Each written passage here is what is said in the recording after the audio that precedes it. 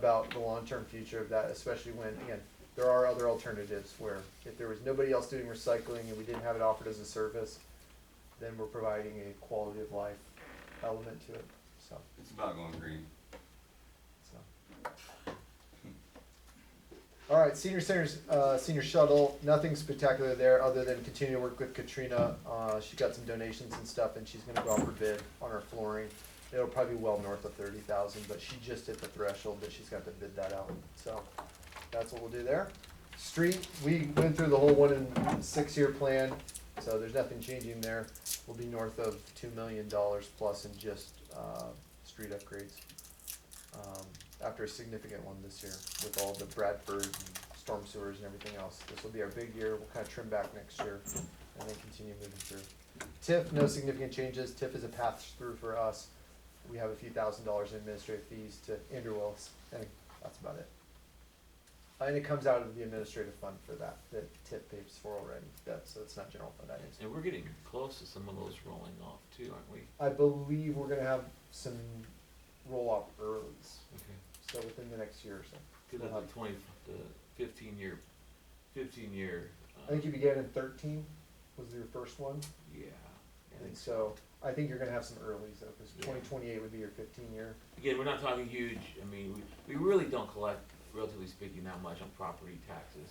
But just so you know, there will be some on the back end of those TIP projects coming back on the full property tax roll. We've already dived into kind of the stuff that's going on with Governor Pillen in the special session.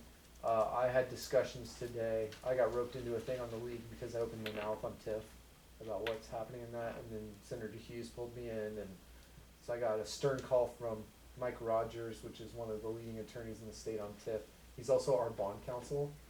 I got a phone call from him today asking me to stay in my lane, but not really. It was a great call, but it's just like TIF is this incredibly complex thing, and if we dump the tax levy across the state by half, we just dump TIF by half.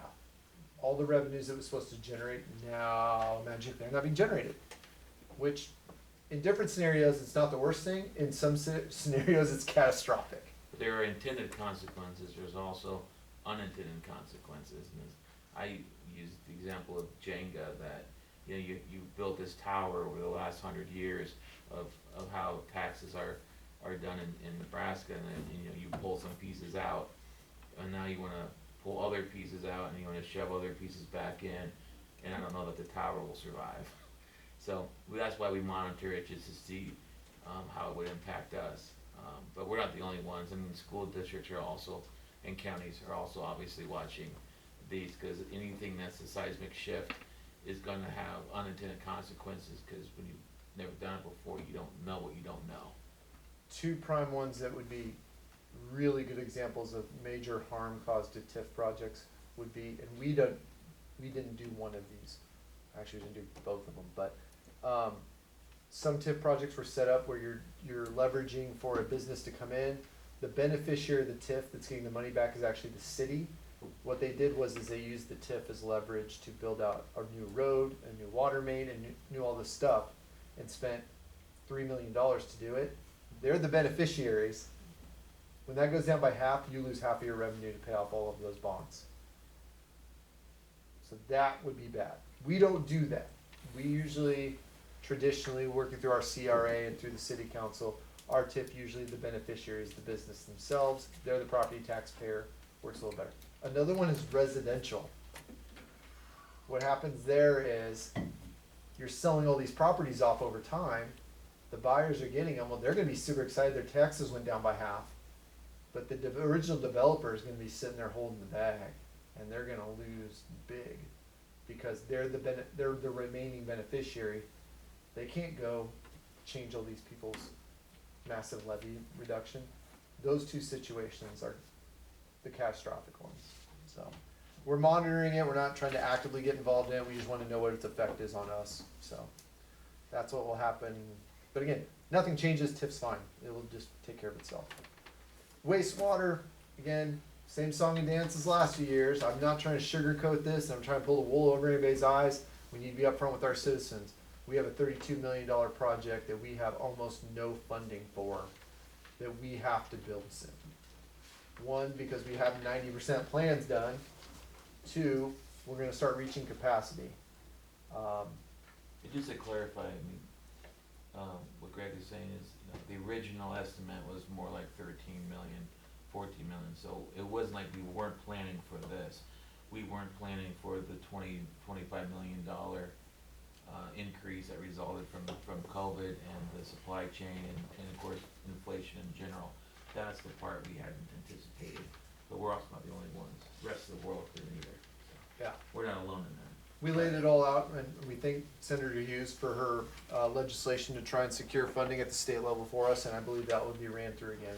We'll have those discussions. And we reached out to our federal delegation, and they've, you know, they've helped to some extent to try and, whatever they can, you know, it's, again, these are kind of unprecedented issues for us, and so, we will continue to work and see whether avenues are out there. You know, one of the issues, you know, one, there's not a lot of, for wastewater, there's just not a lot of grant programs, period, but also, you know, we are, when you qualify for a lot of these federal programs especially, it's based on the wealth of your county, and we tend to score really high, which is good, unless you're asking for grant money, and then it's bad. So, we typically score, I think, right behind Sarpy County a lot of times. It's not even counties, it's actually census tracts, right, Jonathan? And our 4 census tracts that make up the city of Seward are some of the highest in the state. So, as we told you before, they have a rating system, I believe 1 to 30, right, Mike? Correct, 32. A 1 to 32, and being a 1 is really good because it means economically you're doing incredible, and doing 32 is really, really bad. You're just basically in a heap of trouble, and we're at 2. Yeah. It's good. That means we're doing it right. But that also means that they'll give you almost no money for anything. And we expressed this today when me and Jonathan were talking about this at NPBD and some of our other project stuff. It is incredibly frustrating to try and be proactive, do a good job of managing your assets, and then getting to a point because of federal regulatory requirements, they're the ones making us build these things to these standards, go, yeah, we're not giving you anything. But we'll give a bunch of other people that are messing up all over the place all kinds of money. And so it seems counterintuitive, but again, you got the younger kids that are saying they can't afford to live here because the utilities are too high. So what's gonna change in the next few years if we keep raising our utilities so high that people can't afford to live here because of the utilities? somebody's living here. I don't think that's an issue. Well, I've had more people come to me that their utilities is almost as much as their loan payment. Well, then what They're are they doing something using? wrong. Like, how much water and electricity are they using? Running sprinklers. They got now. quite a grow Yeah. operation I was gonna going say, on. I'm pretty sure that mine's about 10%. Chief, do you get those addresses from? But I've had some younger ones that are saying, I hope, I've had some people say, I haven't. oh yeah. I will say, and some of it, okay, on the wastewater side, it's high, and it's high because you're about to pay for something that is the biggest capital improvement in the history of the city, Right. and we have no funding for what other communities do. And we're still trying, we are adamantly going around working at all times. I mean, we're introducing very specific legislation, and we have great, Governor Pullen is definitively aware of our situation and has And been, federal partners as Yep. well. so we're gonna work because it's a significant contribution back to the ratepayers to secure those funds. So we're gonna work to try and make that happen. So, in the meantime, we're also not gonna be psychotic and not put funds away to prepare for this moment and prepare people for where the rates might be. So again, a 15% increase, a $53 bill would rise to 61. And that is easily within line with NMPP's recommendation for our capital outlay. So that we'll start to tailor off though, as we're getting to the end of all these increases to prepare us, so, Well, at the end of the day, you have to have running water and you have to be able to flush your toilets. yes. And we don't, unless something wants to change, we don't need a moratorium on building. That's one of the other potential options down the line, is they say, you're not building another house, you're not building any more businesses, you're cut off. Yeah, we all do. We're doing a good job of recruiting into the city, so, Water, on this one, a 3% increase. We really stepped it up this last year in regards to, projects. And we've had not significant, but sizable overages, as you've seen from our change orders. A lot of that was precipitated by Highway 15. Correct, Mike? Is there's just significant funds that have to go into getting that water main out of. We did the water main project, and then as we did it, they went, this needs to change and that needs to change, and you need to lower it at Hillcrest and all these other things. We need to allocate some funds because the water fund is the one that will be the most significantly deficient. It's not negative, but we're getting to the point where I'm not feeling comfortable about our cash situation there. And so we need to continue to cover costs, and that's why I'm recommending 3% on that one as well. Now that we've cleared the water tower, that major water main, that's some of the most significant we'll have, so that will tailor out a little bit. We'll also have, hopefully some relief in regards to bonded debt on that one as well in the coming future to help maybe recoup and then re-up a new bond for some more significant work, but, we need to keep an eye on that one, so. Last one's the wellness center. We kind of talked about the rates that generally I think we were okay with that will be incorporated in. Joel has prepared a full O&M budget that's included in your budget book that you can look at. Basically mirrors what we did before, but we let Joel dig into that a little bit more and also review what he's seeing at our comparable facilities like Beatrice and Hastings, Columbus, not Norfolk, that thing's huge. But Holdridge, some of those facilities, make sure that we're matching in regards to what they're seeing and how they're allocating usages of funds and memberships and things like that. So we feel pretty confident in the wellness center one. That one will stair step up slightly because again we're anticipating a spring of 25 opening. Some things will need to start being paid for prior to opening. And so Joel will get active in a membership drive after the fiscal year starts and the budget is approved. That will probably have elements, as we may have talked about this last time, where we will sell, hey, if you're a founding member and do this, we'll give you a full month free, could be a corporate level and stuff, but you pay now, and your 1 year doesn't start till we open, but now I've got cash in the bank. So we can start cash flowing, so we'll do some of those kind of efforts. Obviously, Joel's been doing fundraisers and some other things that will kind of gear up and be planned out around that. And then we need to bring online, I think our biggest significant cost increase on that is bringing online the child care director. Because they're gonna need to gear up with licensing and other things before the building's open. Otherwise, we're not having any child care in there until we get that done. So we wanted to try and bring that online, at least for the child watch, and then we anticipate the before and after school care will kick in the fall of 25. And then we can have discussions about other amenities within there, whether it's some preschool stuff, summer camps and things like that will be revenue generating. But we need to bring a few things online before the building opens, but other than that, doing good there. And then I had the airport authority here, we kind of talked about that before, but you can see their tax ask and the increase of $16,000 in what they're asking for. Not a huge sum of money, but again, this may knock us slightly over that 2% plus growth once I have that final number. I didn't fill in this last page. You saw this page in the budget memo last year. This is where we listed all the things you got to pick from. Well, as of the current budget, when you look through it, you're going to look at the 2024-25 revenues, the 2024-25 expenses, which is the two line items you see there. You have to remember our general revenue or general fund budget is $9.3 million in expenses, where $2 million of that approximately is property tax. So we make up in other revenues over $7 million. Fees, franchise fees, sales tax, all these other things to keep property tax low.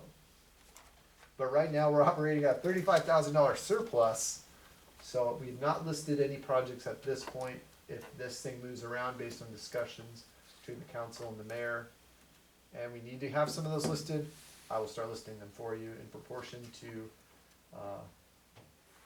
what the deficit may look like. But right now, as the mayor's proposed it, we have a $35,000 surplus in the general fund. There's your, sorry, that was kind of long, but. No, well, we had a lot of good no, stuff. I was gonna take a moment to ask if anyone from the public wish to comment on this item on the budget this time, please come forward. Seeing no one? Alright, Greg, did you need any action on these motions? Other than, again, I just want to thank Sydney for being here tonight. Again, she's had to cover a lot of other stuff, but, and I get kind of rolling with this thing and just go. But, a lot of the technical stuff, Excel. I was cursing my computer out this morning because I was trying to put the draft thing on the back of this, which is easy in Word. In Excel, it's a lot harder for some reason. And so I think Julie didn't know what I was doing in my office. Things might have been thrown. But Sydney's been a master on the Excel and getting these things lined up and making sure they match up. Because this also has to all work out with our accounting system, that we're seeing what we're projecting correctly here. So also just kudos to the department heads for working through this process and trying to understand the kind of the guidance that the mayor gave us, which is let's not overdo this and let's not just write out the levy. Let's try to be conservative and work together in light of the discussion we're having at the state level.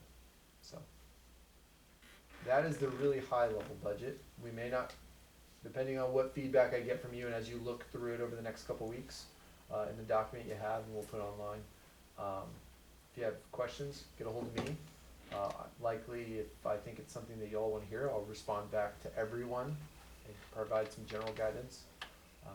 And then we'll see where it takes us. And if we need to have discussions on the 20th or if there's nothing poking around, we may wait till the main hearings in September and do it during the public hearings. But we'll see where the discussion takes us for the next 2 weeks. So do not be afraid to call, ask questions, check in on stuff. If there's projects you see in there where you're like, hey, what's this project? Come ask me. If there's one missing that you've heard about and you're like, why is this one not in there? Call me and ask me. Anything else? Okay. There we go. Alright, item number 3, consideration of a change order number 3 to a construction contract with McGuire Iron Incorporated for the 500,000 gallon water tower project in the amount of $120,000. Welcome, Mike. Thank you. Thank you. So you had a 5-page document here. Essentially, this is a request the city put forward through the engineer to the contractor, McGuire Iron, of the tank that is behind us. This is for the, what Greg shared a couple of meetings ago with you, the design that Seth Boggs had developed for the water tower itself. We did have $100,000 in the original bid. This is adding $120,000 to that to complete the design as proposed.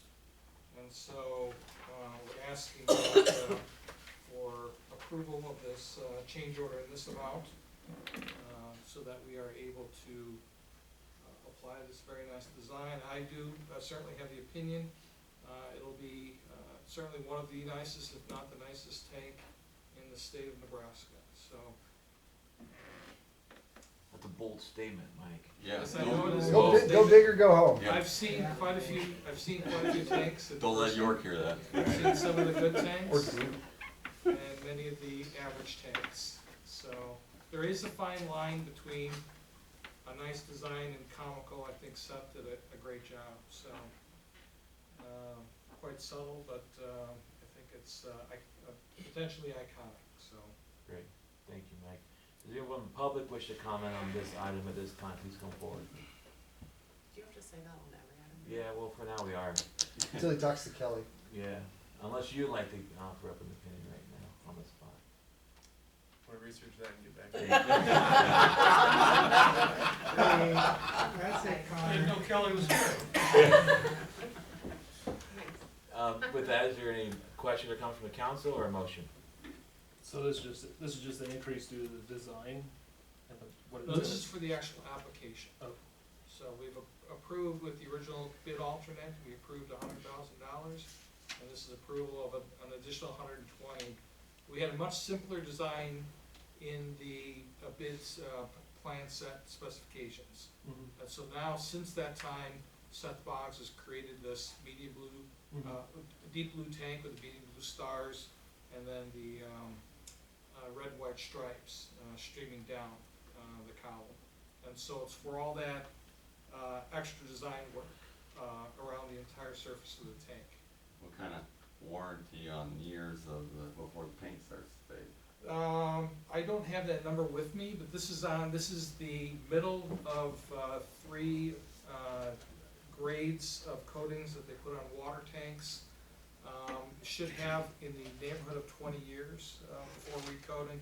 We often see beyond that, much longer life, like on the North Tower itself. How many years have we had to paint the White Tower up north? Yeah, I don't have that date, Brandon, probably. That's probably close to, Oh, it was, we did that about 2000 10 and- years ago, how long? about 10 years ago maybe? I know they did it in Haven't done it since I've been 2003. here, so it wasn't in 7 years ago. Let me tell you, So 20 years. I think that's what my last record that I saw on it. So 20 years, you're thinking? no, Have we no. painted it? We painted it since I've been mayor. Okay, that was my question. Yeah, it's been like last 10 years probably. So I know that they did it in, I think it was 2001 or 2. I And can't again, remember. it depends on the quality of the paint that they applied at the time. Mhm. So they do have a very, very durable coating that costs roughly, and this is not the total cost of the coating, this is the final top coat. So in general, there's 3 to 4 coats that are applied to the Yeah, tank. I just was worried if we go to a color versus white. So this does include the aspect of colors and multiple colors, as part of that cost, right, so. And again, some of it is, for anti-mildew, you see from the existing tank, down the cowl, it does exhibit rather unsightly mildew coating that comes back right after it's clean. So I think there's a lot of reasons for that, that we try to incorporate, in What the color will tank. hide the mildew? It will indeed, so, it's, part of the tank's getting, insulated as well, it's a different design as the old tank, so there are a lot of different features, with this tank. I just didn't know if they give you a warranty for, Well, the warranty would be much shorter than the expected life. So we certainly do have a warranty with the project, but I would anticipate that's in the 1 to 2 year period of time, and the expected life being much longer. But I would think that we would stretch, at least 20 years. on well, that. hopefully you get in writing, something for warranty. Well, we do have some things in the specifications. For the color In and the the, paint. in the contract. I mean, the reality is that with the paint is typically, yeah, there may be some fading over time, but if you don't have anything next to it to compare it to, you're not necessarily gonna even realize that there is fading initially until you get to the end. It's kinda like, it's like when you have something on the wall, if you pick one of those pictures off, you'll see the color paint behind the picture is actually way darker probably because, don't do that, don't prove me wrong right now. I can't handle that. But typically, cause you don't realize that it's fading because you have no point of reference, so I'm not concerned about that. It's They- a slow fade over time Yeah. until we repaint it again, and you're like, Right. whoa, it's so bright That's now. right. But I think the bigger issue on warranty work is more the mechanical, I assume, and the actual functioning of the tower, right?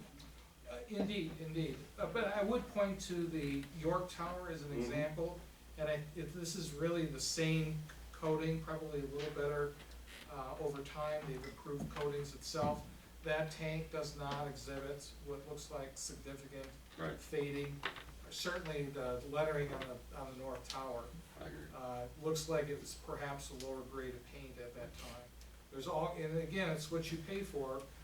We're not going for the 30 to 40 year version of the paint. We're kind of choosing one that's, And the reality too is in 10, 20, 30 years, we have different logo, different design, different interests, and then, it would make sense to redo it anyway, probably.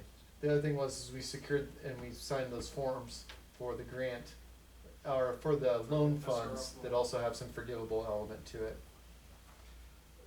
yeah, certainly, I think it's 38% roughly, And that was up to 4 million. up to 4 million for the project. So we are getting, through that state revolving fund program, that's ultimately federal funds. And then we also received funds from the county And to we help did receive fund as funds part from of the county, some of the so- original ARPA dollars. other questions or comments, or entertain a motion? So moved. We have a motion for approval. Is there Second. a motion and second? Is there any further discussion? Seeing none, please register your votes. Please display the votes. Voting in favor, Taylor, Tanya, Coltman, Miller, Singleton, Morgan, 6-0.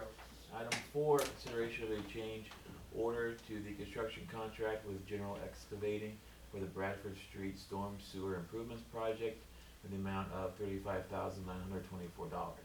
Mike? Thank you. So this is a custom manhole, not expected in the project, this is on Bradford, so as we continue to work up to the highway with the 36-inch storm sewer, we've encountered a lot of conflicts buried in the ground, difficult to ascertain during a rather abbreviated design process to get this project in place prior to the highway being completed. So this is right out front of the Civic Center. We knew about a sanitary sewer that travels from Robert Street, actually passes beneath the Civic Center itself, an old alley. Another manhole is in the Wait. parking lot. Did you say it goes underneath the Civic It Center? does, Oh, it does. yes. It didn't originally. Just wanted to make sure I heard that Yes. correctly. So the Civic Center was built over the sanitary sewer pipe. It's a very old Fantastic. pipe. When we went through and did the renovation project, we figured out that all the stuff in the basement connects to that, directly to that main. So that's fun to figure out how to get into. Replace. Yep. They do have techniques, they have pipe bursting, where you actually hydraulically burst the pipe and slide another one, Hmm. which is probably gonna be the way we replace that. Because moving the Civic Center is gonna be rather. They said that years back that they would abandon and start. We've looked at that, certainly abandonment, a different route is not very easy. So again, we look at those alternatives at that time. For the time being, that pipe is fine. Essentially what we had to do is we replaced a 20-foot section with ductile iron, and then we had to build a manhole, custom manhole around it.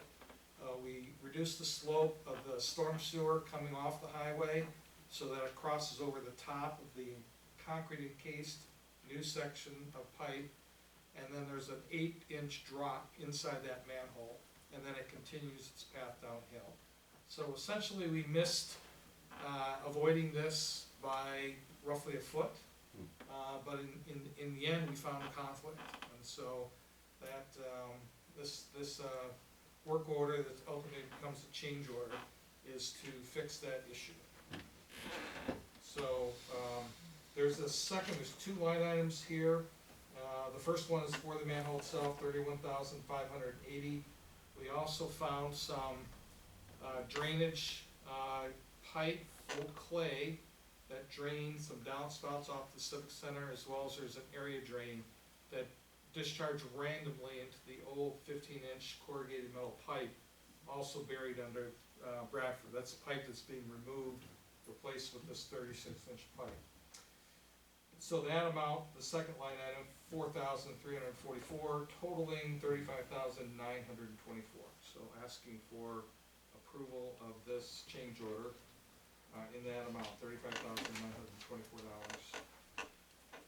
Thanks, Mike. Anyone from the public wish to comment on this item? Seeing no one, does council have any questions or comments? Or entertain a motion? I move to approve. Second. We have a motion and a second to approve. Any further discussion? Seeing none, please register your votes. Please display the votes. Voting in favor, Taylor, Tanya, Coltman, Miller, Singleton, Morgan, 6-0.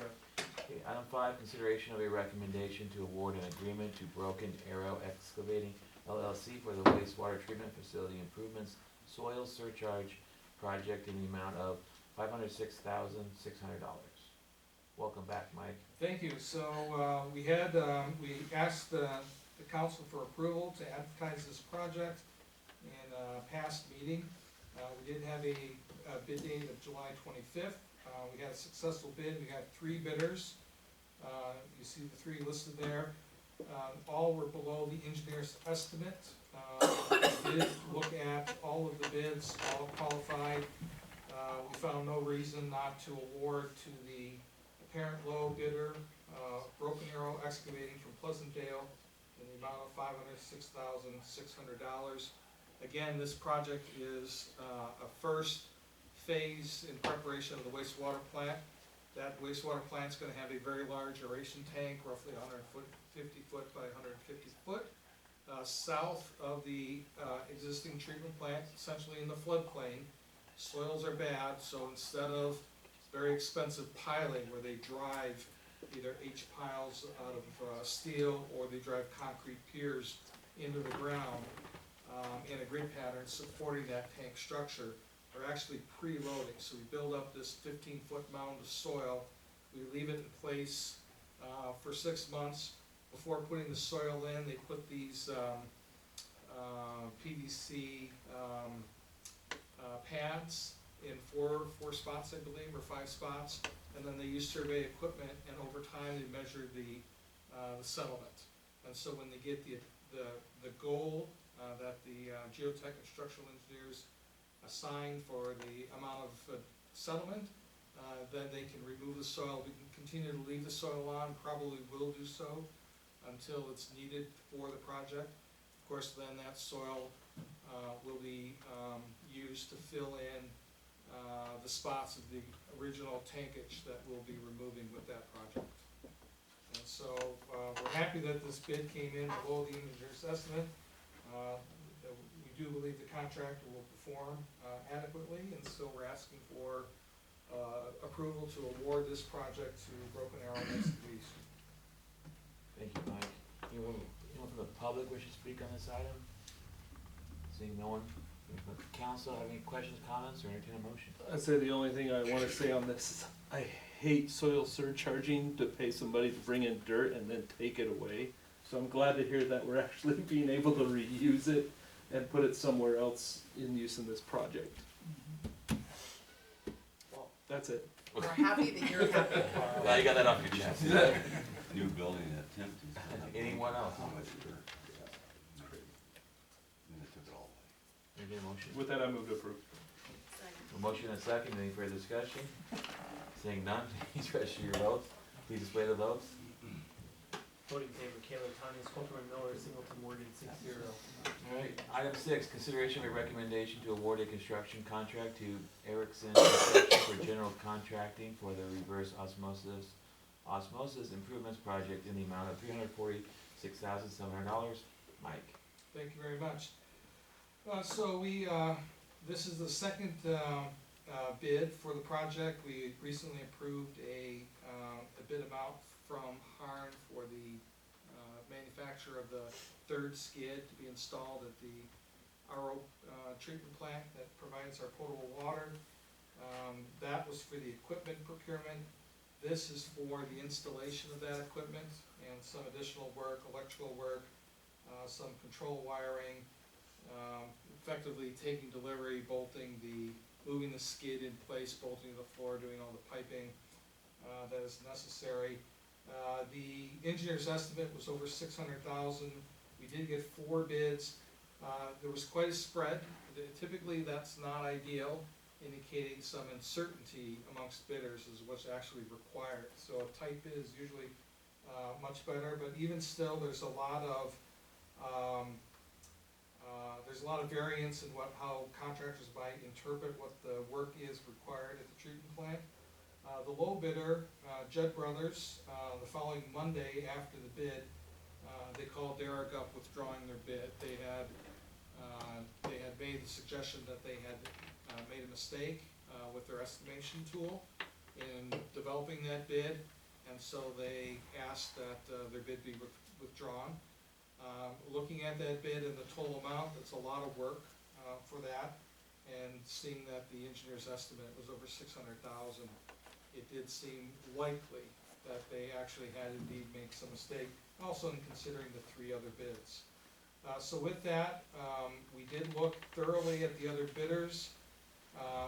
We believe all the other bidders can perform the project. We do not believe there's any reason not to accept the second low from Erickson Construction in the amount of $342,700. So this will be combined with the procurement of the equipment, and on the second page that you have in the packet has a revised cost estimate for this project. So, total with the lower cost from the equipment procurement as well as the general contractor bid, we're looking at a total project cost of $1,258,229 versus the engineer's estimate of $1.7 million. So that's about $440,000 less than we anticipated spending. So good news. But with that, Erickson Construction out of Blair, we have not used in the past knowingly, but they've done a lot of work in the area. Other RO plants similar to ours and other plants in the area, including in Hastings. So we feel confident in awarding this project to Erickson. Thank you, Mike. Anyone from the public wish to comment on this item? Seeing no one from the council wish to question, comment, or entertain a motion? Move to, award the contract to Erickson. See a motion and a second, is there any further discussion? Seeing none, please register your votes. Please display the votes. Voting in favor, Kaler, Tiny, Coltman, Miller, Singleton, Morgan, 6-0. Okay, item 7, consideration of a resolution authorizing the signing of the annual certification of program compliance form for the Nebraska Board of Public Roads Classifications and Standards. Greg? Yep, this is something we do about this time every year. Just says that we're meeting all the classification standards, road maintenance standards that are set by the state pursuant to state statute. Alright. Anyone from the public wish to comment on this item? Seeing no one, the council, any questions or comments, or would someone like to introduce the resolution? I'll introduce the resolution. Okay, the resolution has been introduced and is designated as resolution number 2024-23. Would anyone like to move that this resolution be passed and adopted? Also move. Second. We have a motion and a second, is there any further discussion? Seeing none, please register your votes. Please display the votes. Voting in favor, Kaler, Tiny, Coltman, Miller, Singleton, Morgan, 6-0. Item 8, consideration of a resolution to designate city items as surplus. Derek? We don't have a whole lot on this surplus auction. We have some controllers that the electric department is no longer in need of. Somebody expressed some interest in them, so we think we'll get rid of those in pretty short order for a pretty good price. They're just kind of laying around, not doing anything for us, don't need them for the future kind of deal, so we have 12 of those. Then at the library, they replaced speakers in the lower level conference room, and those are the speakers that were remaining. I don't know if anybody will bid on these speakers or not, but at least now they're surplus and we can dispose of them and do what we need to do with them. Otherwise, they're just gonna be taking up space and collecting dust. So that's it. So we'll set a time and a date, probably just for the speakers, and we'll reach an agreement with the person on the controllers and get those gone pretty quick here. And then we'll see if anybody wants the speakers or not, and call it good. Okay, thanks, Derek. Anyone from the public wish to comment on this item? Seeing no one. Any questions or comments from the council, or someone like to introduce the resolution? I'll introduce the resolution. Alright, the resolution has been introduced and is designated as resolution number 2024-24. Would anyone like to move that this resolution be passed and adopted? So moved. Second. We have a motion and a second. Any further discussion? Seeing none, please register your votes. Please display the votes. Voting in favor, Kaler, Tiny, Coltman, Miller, Singleton, Morgan, 6-0. Alright, item 9, update on the Wellness Center. Joel, welcome. Thank you. As of 2-3 weeks ago, we were able to, after a meeting up there, we were able to see all the cement that was laid in the floor of the whole building. So that was a big milestone. That was completed. The site superintendent was very happy that milestone was reached. So now, in all the areas inside the building, they're moving on with significant framing, rough-ins, and that will continue. And it looks like all those places, we are expecting drywall to be up for walls at the end of this month. So all that framing takes place, and so things will really take shape.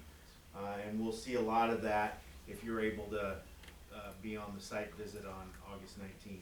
We'll be able to see an awful lot of that. For the gym, the floor is scheduled to be surveyed on August 28th by the company that's coming in to do the foundation and the wood floor. They come in and have to survey that to make sure it meets their specs and their their system, so that is at the end of August, that will be a big day too, just to move forward with that.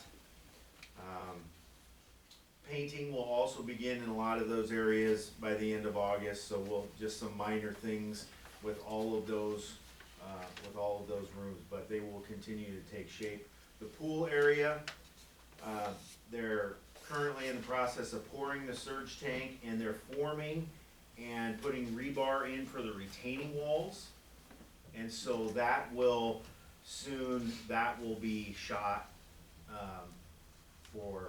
for those retaining walls, and then underground piping coming up, so that it continues to go through the list. There's a lot of forming of structures in there already of the pool and, for the, current channel. So that continues to move along nicely. The boulevard parking lot area, all of phase one was previously poured, that is complete, they're waiting for that to be opened up. And then phase two, will be able to be poured, that's if you drive by, that's the right side of the lane, the boulevard. So that will get done shortly. And then right now they are grading and preparing the dirt in the parking lot to pour that coming up in a week or two. The final portion of the parking lot. Yes, the final south third that is not paved yet. So they are working on that. They're also, in the next week or two, will be doing the final pours of stoops and sidewalks around the building, some parts of that. So again, it continues to take shape and look more like a building. Along the boulevard, over this month, lights will be installed. That's a several week process, but we'll see lights going up there, and then eventually, landscaping along that boulevard. So that is what's going on. And with reminder of the site visit, I don't know who sent, will that come from Derek or you, the invite? We're looking at the 19th. Right.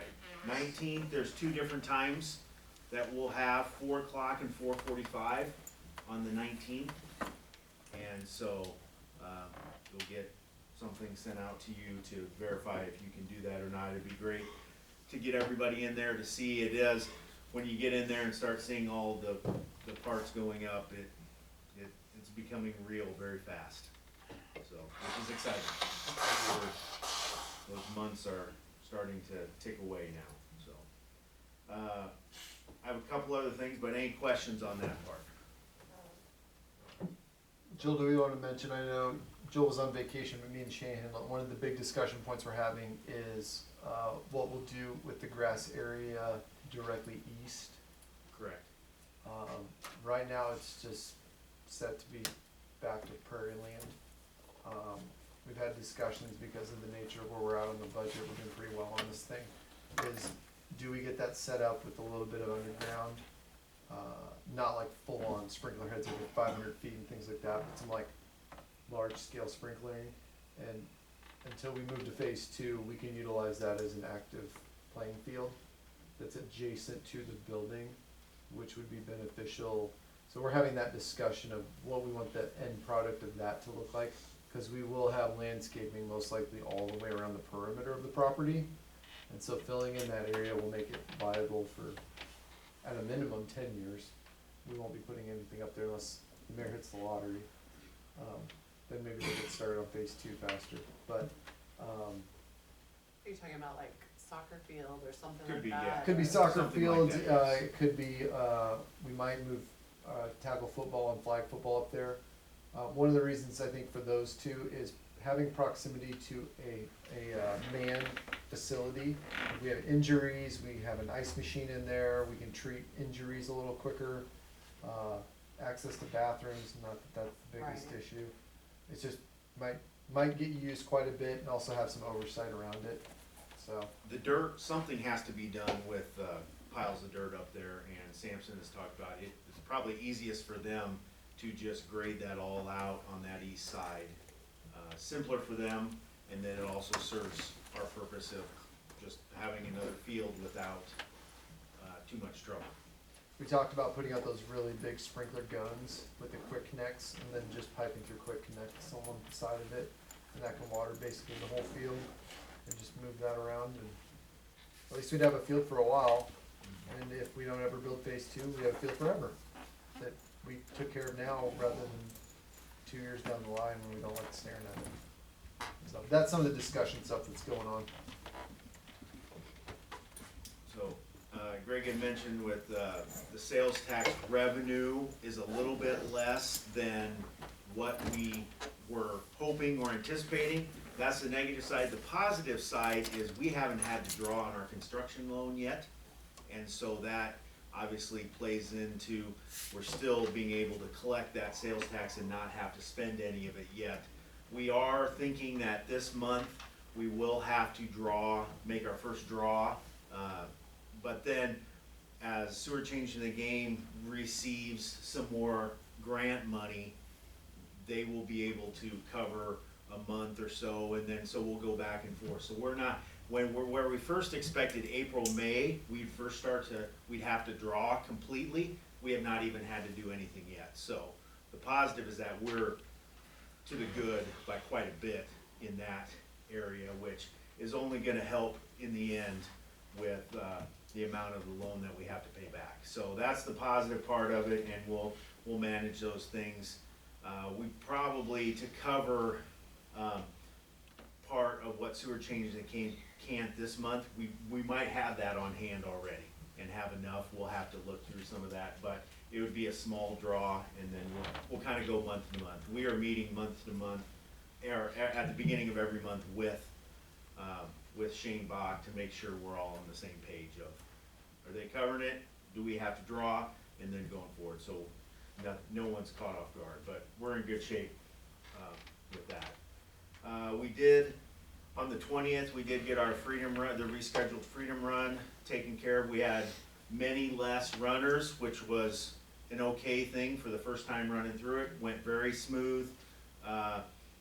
Nothing major that we thought, oh, we messed up on that, we missed the mark on that. There's some minor things where I put some different people out on the course, but overall, it went well. So looking forward to the next year. We made about 6,400 in the end on doing that, and so hopefully we can continue that. Everything, again, the timers came in, did a great job. The people liked the course being down there. We'll probably start it at the Wellness Center next year and have that be the beginning, start and finish there. Still use the trail for the most part, but it went well. So, any questions? Thank you, good. Thank you, Joel. Next, we have the city administrator's report. My report's included in there. Budget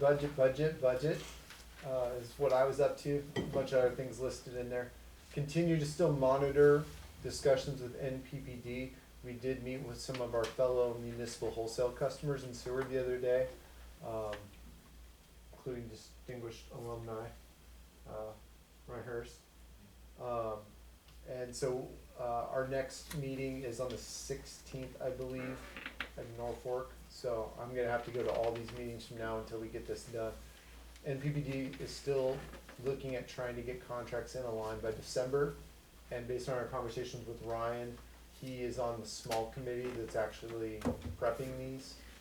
And so he's kind of our conduit back to the small group that's putting this together, and advocating on behalf of wholesale municipal customers. They're looking at a 35-year contract at a minimum, which is significant. So this is gonna be a big deal as we continue on. Lastly, just a heads up, so you don't make fun of me when I come in, football season's starting, and I've reinvigorated into the tackle football coaching sphere. So I show up on some Tuesdays right off the field in some shorts and a shirt. So please and a whistle, just to fill out the full Thanks for adding whistle. thing. Yeah, the whistle would be great. I mean, you can use that at a Pandora's meeting. box. What? You know. Now you open Pandora's box. So, and then, thanks to the staff, I got to go on a vacation, to Colorado. So, a few days out of the place. Any questions or comments for Greg? Entertain a motion to accept the report. Move to accept the report. Second. A motion and a second. there any further discussion? Seeing none, the rest of your votes? Please display the votes. Voting in favor, Kaler, Tanya, Coltman, Miller, Singleton, Morgan, 6-0. Alright, any future requests for council agenda items or administrative action? Seeing none, Jonathan Jank, Good evening. welcome, what's going on in Thank Seward? you. Good news, we're receiving another award tomorrow night All we do is at win. the Nebraska Diplomats Banquet for the Governor's Ag and Economic Development Summit. More details to be shared in the coming days. We're told to keep details confidential until then. So we don't know what the award is? We know what the award is, but they asked the details publicly to be said. Till tomorrow. It is a big deal. We're not taking our awards for granted. Just said it is a big deal. Is you it a $32 going? million award? So you know what it is. Anyways, okay, of course, it's Seward County Fair Week, and also we have our friends in Milford have Fun Days the weekend after that. Please continue to support, these important, community and countywide festivals. Keep up to date through the Blue River Buzz on those. Lots of back-to-school events. We at the Chamber really like to support our educational partners. Here in Seward, we're actually doing, events at all the county schools, but specifically Seward. We have our back-to-school welcome with teachers and staff August 12th, and then Concordia is this week, August 8th. You're welcome to join us if you'd like to participate in any of those. Our next quarterly board meeting is the 19th at 4, so sorry, Councilmember Kaler, that's the same time as the walkthrough. Maybe you can get the 4:45. I'll go fast on the agenda. I'll hold you to that. Yeah, yes, got it. We're hosting upcoming professional development luncheon Friday, August 30th, talking about Generation Z in the workplace. Feel free to sign up, encourage others to participate as well. We've been giving away gift cards to help support our local businesses. We've been doing a sign up in a lot of our local retail restaurants, especially those impacted by the construction work. We had over 1,000 sign up for that, both in June and July. So we just encourage you to encourage local residents and visitors to sign up for that, way to encourage shopping locally. Lastly, we have our third Rising Stars Leadership Development Program getting ready to start. Encourage the City of Seward and other public-private sector businesses to consider investing in their employees for that professional development opportunity. That's all I have. Thanks, Mayor. Thank you, Jonathan. Next, we have a strategy session. So I move that the city council go into closed session with the mayor, city administrator, city clerk, Jonathan Jank, and the city attorney for the protection of the public interest, and to discuss real estate interests at the Seward Rail campus, and to provide city attorney with negotiating guidance for a period not to exceed 30 minutes. We have a motion. Is there a second? Second. The motion is second. Please register your votes. Please display the votes. Voting in favor, Kaler, Tanya, Coltman, Miller, Singleton, Morgan, 6-0. All right, the council is voted to go into closed session at 8:47 PM for the protection of public interest.